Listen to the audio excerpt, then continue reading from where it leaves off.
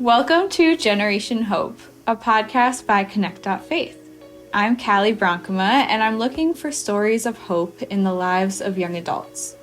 This season, we're hearing from people who are just starting out their professional careers in education, healthcare, and other service fields when we were hit with a global pandemic.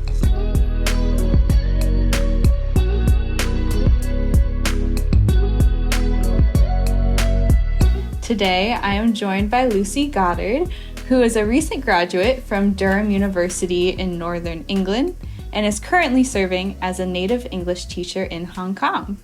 Lucie, thank you for joining me. Hi. Hi. So, Lucie, you had kind of a whirlwind of the last 9 months, as a lot of us have. So why don't we start with just you giving us a brief rundown of your 2020? So I graduated technically in August, but I graduated from my bedroom. So I was going all fine, carrying on working until March, where I was just about to take my finals for my university exams. And then I was just, within a week, it was just everything went crazy and I was sent home. So then from March until June, I was sat in the attic, so the top floor of my house, doing my finals, writing my thesis. And then I took 2 months off after I finished all my finals, and then I moved to Hong Kong.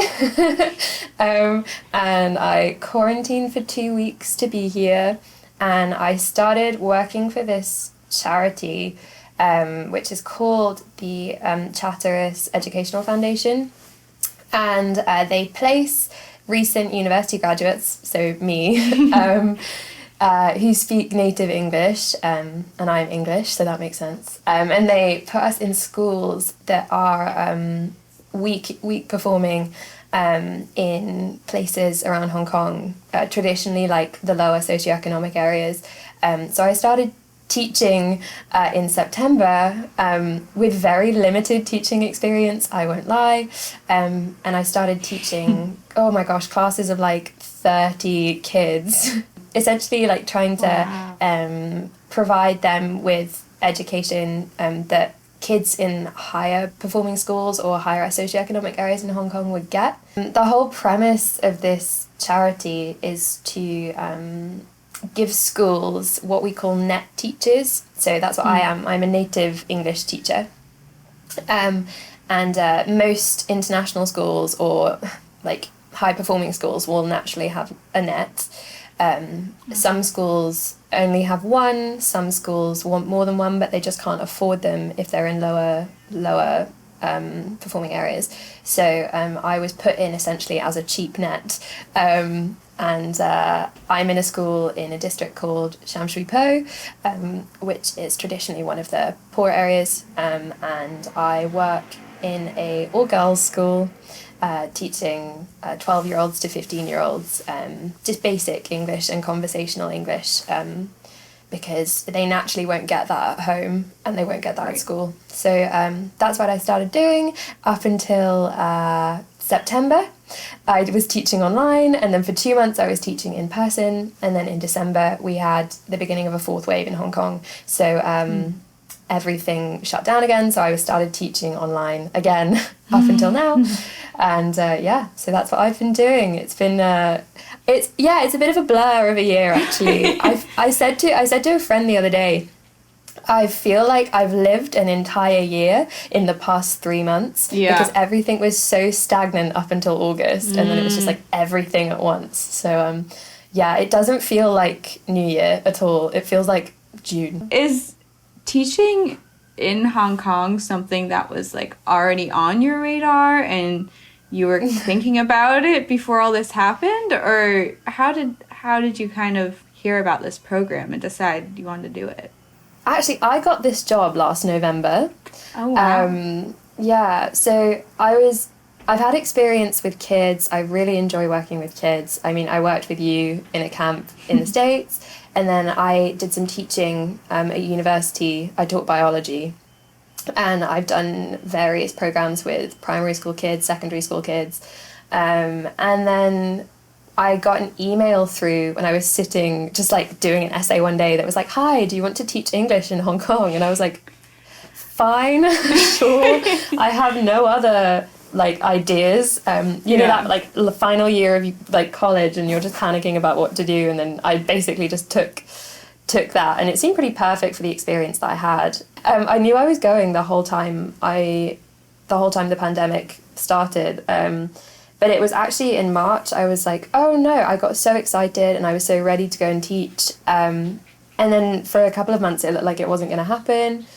It was made extremely difficult. The way that what I expected to happen was me going in straight into a classroom, no mask, no distancing, no online teaching, but now it's all of these things that I just wasn't really expecting whatsoever, that have just made it really difficult. Yeah. I think that's, we're all starting to think on our feet, and all of a sudden these things that we weren't trained to do, we're expected to do quite well. Yeah. So was there ever a point, because this became kind of a decision from, well, I've lived away from home before when you lived in the States for a few months working at the camp with me. But it must have been a little bit heavier knowing that, you know, you were leaving your family in the middle of a pandemic this time, and travel restrictions were kind of up in the air. How much did that weigh on your mind when your September was approaching and the time for you to leave was coming close?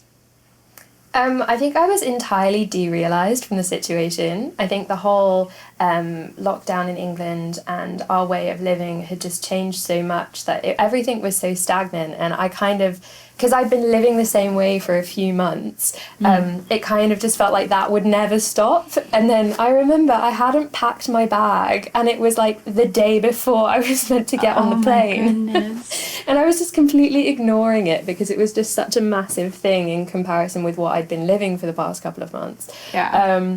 So yeah, I that was really strange, and it kind of didn't feel real almost. I remember waving my dad off at the airport, and it was like, okay, see you in 9 months. And I was like, oh, but that's not real. Yeah.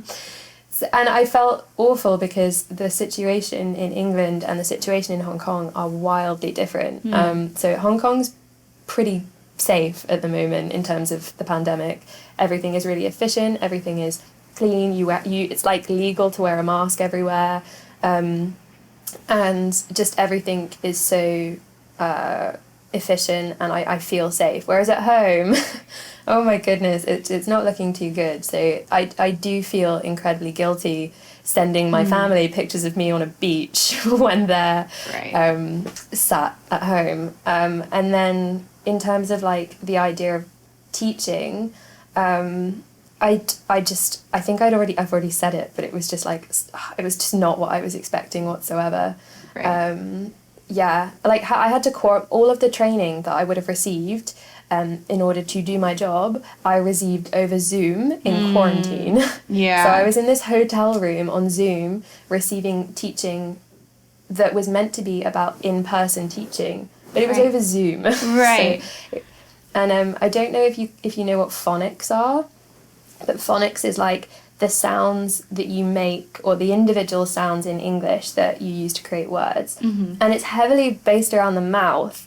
And my training over Zoom was like teaching us how to teach phonics entirely by looking at someone's mouth. And then I go into a classroom and I have to wear a mask, and it's just like...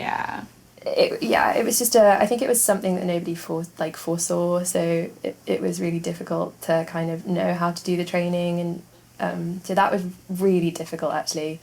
And then I just was basically pushed straight into it, which was just weird, and something that would have never happened if it weren't for a pandemic. I was wondering if you could tell us more about why your program brings native English-speaking teachers to Hong Kong. Hong Kong, just because of its history, because of its industries that are quite large, is a very international city. So if you go onto Hong Kong Island, most people in stores, in museums, in anything, speak a basic level of English. But then you go over the tunnel, the Cross Harbour Tunnel, and you get into Kowloon. And Kowloon is the more local place. It's where a lot of people coming in from mainland China live. It's a place where local villagers used to be. So I would say that Kowloon, which is actually where I work and where I live, it's an entirely different ballpark. The students I teach, it will be likely that I am probably the only English speaker or the only English person that they will come into contact with their entire daily lives.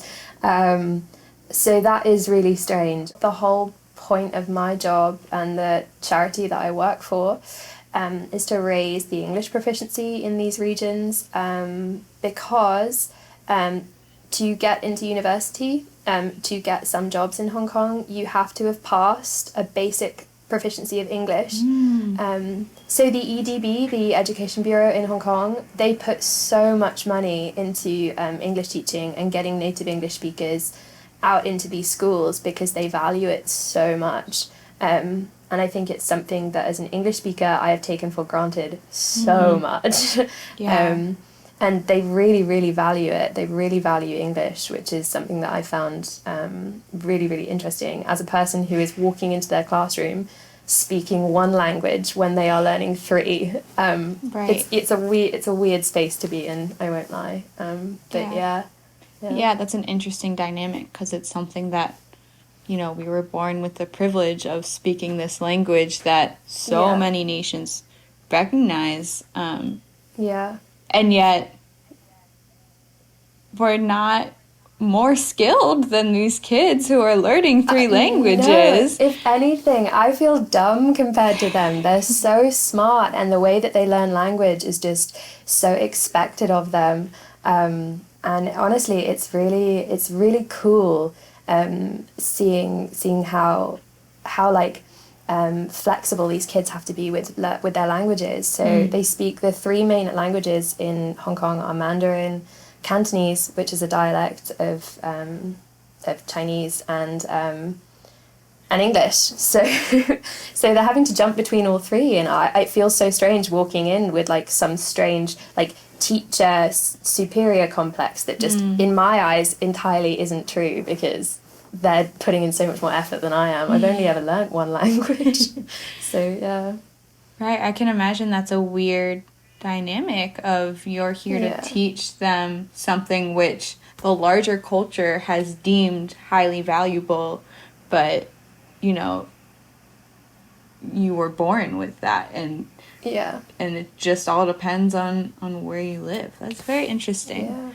I wanted to talk to you more about just what your experience has been like teaching, and you talked about you're at an all-girls school, and clearly your students are very smart, but you're also in what your charity has deemed a low-performing area, or an area that the students might not have the opportunity to have these one-on-one conversations in English without you guys. So what has the teaching experience been like for you? I say it's been a bit of a roller coaster. So as I said, so normally the way that the charity I work for would have done it is I would have had a few weeks in-person training, which is so important because the teaching experience I have has been so wildly different to teaching English. And I should have had a week's observation of watching local teachers teach. But because of the pandemic, I didn't have either of those. So I was kind of just pushed into this room and standing, and I vividly remember my first lesson. I was stood in front of 30 girls, 13-year-old girls, and I was stood there oh my goodness, I don't know what I'm doing. Hello, nice to meet you. Yes, I'd spent hours on these lesson plans, and you get to actually standing in front of them, and it's just terrifying. And it's like public speaking all over again. So I think I've learned to be really adaptable because of all of this. So I would say the teaching I was delivering in September and the teaching I was delivering just before online teaching came back are so different. Like, I would say I'd like to think I'm quite good now. Like, I know how to lesson plan, I know what works and what doesn't, because I now know my students a lot better. So yeah, I'd say that my teaching experience has been almost just like, it's been a bit of like an uphill curve. Yeah. Yeah, definitely. I think the thing I've learned most from my students in terms of teaching is just, you walk in and you have this idea of like what could work, because you have this like mechanical idea of like, here's this word, here's how you teach it. Right. Like I was teaching fragmentation, which is how you see a word and you break it down into smaller words. And it was such like a simple technique that I was like, okay, I'll like break it down for them and then they'll learn it. But after a few weeks, that wasn't working. So I just had to go in and be like really creative about how I was teaching these things. So I would say, yeah, I think creative probably has been another big word for me. Oh my goodness, the whole idea of teaching that I had was so based upon my own experiences, and I attempted to bring those into the classroom, but that was just such a stupid idea when I first started, because the school I went to and the school I teach at are so different because of the area that I'm in. Yeah, I've had to learn to be a lot more hands-on, a lot more like active learning. One lesson I was throwing a beach ball around the room, which was pretty fun. Oh, another interesting thing about my teaching is obviously the kids I teach know very little English, but I'm stood at the front of the classroom talking English at them. Right. So it's what you call language immersion. Essentially, a bit like I was thrown into teaching, they're thrown into English. Listening. So imagine like you're stood at the front of a room giving, or maybe, okay, flip it around. You're sat trying to take instruction from a man speaking fluent Italian. Would you have any idea what to do? No.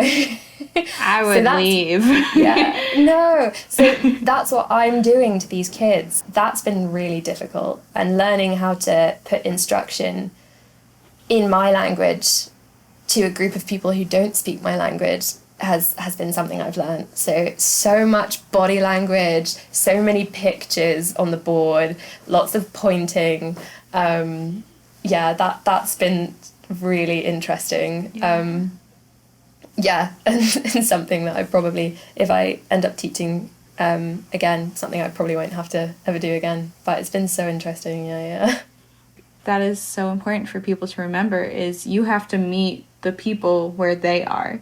Like, you can't come in with your expectations and try to stick to them. You can come in with expectations and then adapt to where they are and what they need from you. And it sounds like you've been doing that beautifully. So, how has, because I imagine on this roller coaster of virtual to in-person to virtual, it's been difficult on numerous levels, but how has it been trying to form any sort of relationships with your students? Really tough. So in a normal sphere, my role and my job is half and half in-person teaching in class and extracurricular English. Okay. So in a normal day, say if the pandemic wasn't happening, and Hong Kong are currently working half days at school, so school only runs until 1 p.m. But if a day was normal, then what would happen is I would teach my lessons. At lunchtime, I would run an English conversation club.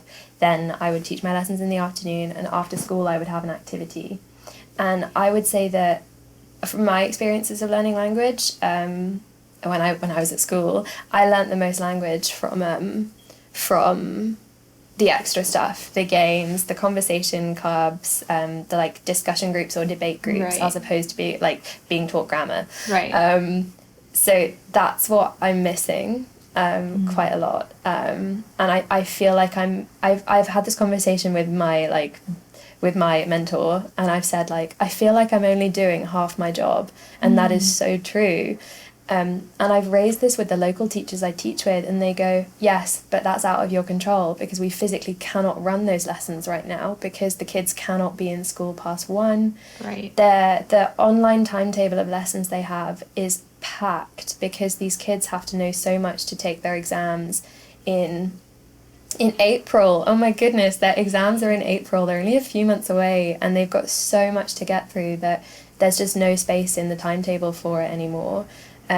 So it's like these extra enriching activities that I'm supposed to be giving, I feel guilty that I'm not, but it's entirely out of my control because the school just physically can't fit it in, and that's fine.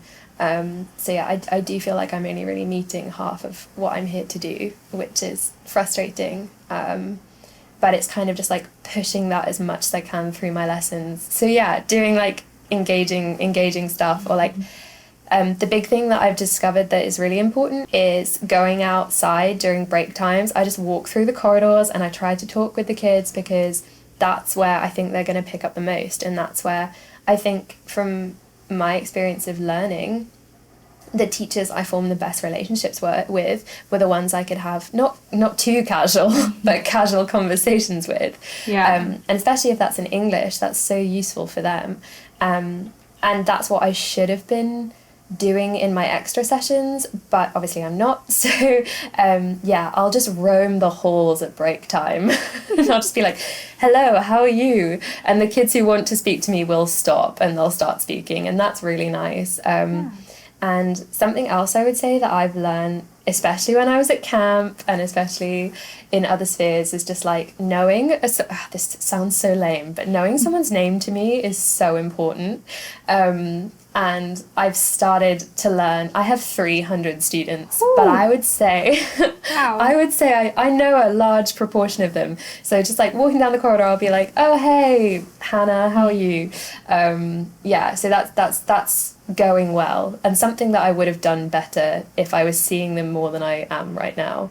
That's actually the biggest part that the pandemic's kind of hit my job, is that I just cannot form relationships with my students in the same way that I would have if I'd had the time to do so. So that's frustrating, but hopefully in the next couple of months or in the next year that will get better for sure. Honestly, what you're describing is hard. Like, it sounds like just been hard, and probably would have been hard. It probably would have been hard pre-pandemic. Pandemic didn't make it any easier, but working with kids is not always easy. So you're in a new place, you're away from your family for a pretty long time, you're worrying about them, and then you're going and trying to teach English to these kids. So when that gets overwhelming, which I can't imagine it never gets overwhelming, what keeps you motivated and what gives you hope to keep doing this?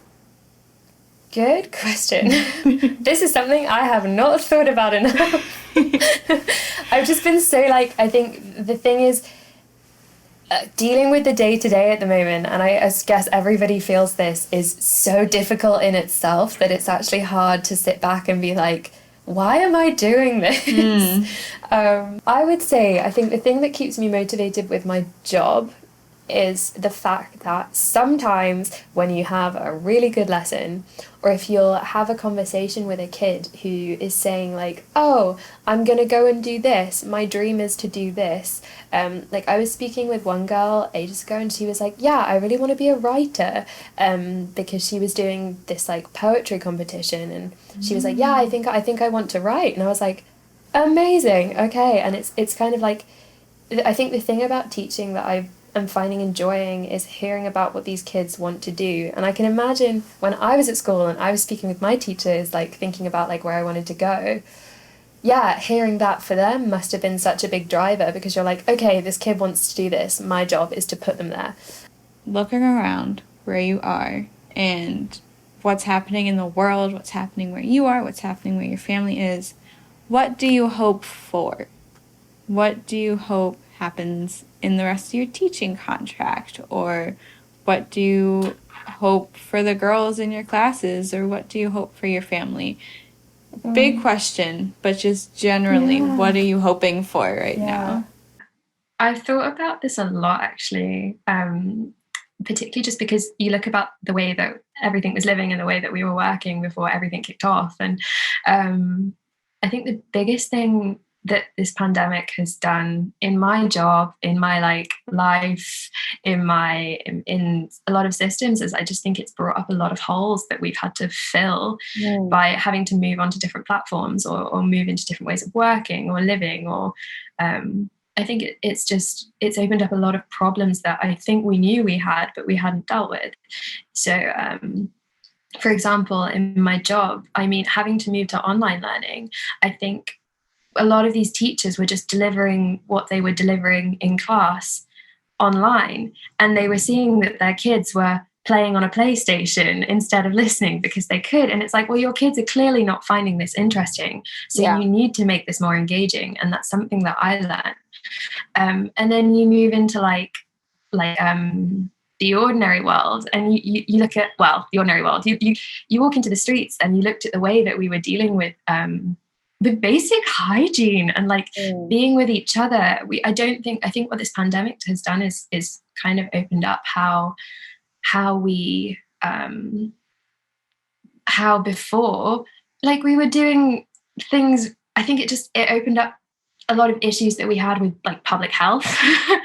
And I think a lot of people just didn't really know anything about that. And I think the biggest thing that can come from this, and a lot of other social issues that have been brought up throughout this pandemic, I think the biggest thing that we can take from this, and the biggest hope that I have in every single sphere, is just change, a lot of change. I really, really hope that. I hope when and if things return to normal, I hope that they don't return to the normal that we had before, because I think I realized so many issues that we had that we've now blasted open, and we can look to change. From the very small scale in my classroom to the biggest scale in terms of large systems. I think that's the biggest thing that I hope for, definitely. Yeah, hoping that this might be a stimulus in some way to say, why would we go back to the old normal? It wasn't working. And if you didn't realize it wasn't working before, I hope this was a wake-up call for you. Yeah. Ever since I moved in August to now has been, God, I haven't really taken a break. I think every day I've just been go, go, go, go. I was saying to a friend the other day, I haven't really sat and processed the whole thing. So having conversations like this for me, as hopefully as well as you, are so useful. So I'm really, really grateful for that. This has been Generation Hope, a podcast by connect.faith. I'm Callie Bronkema, and I hope you enjoyed.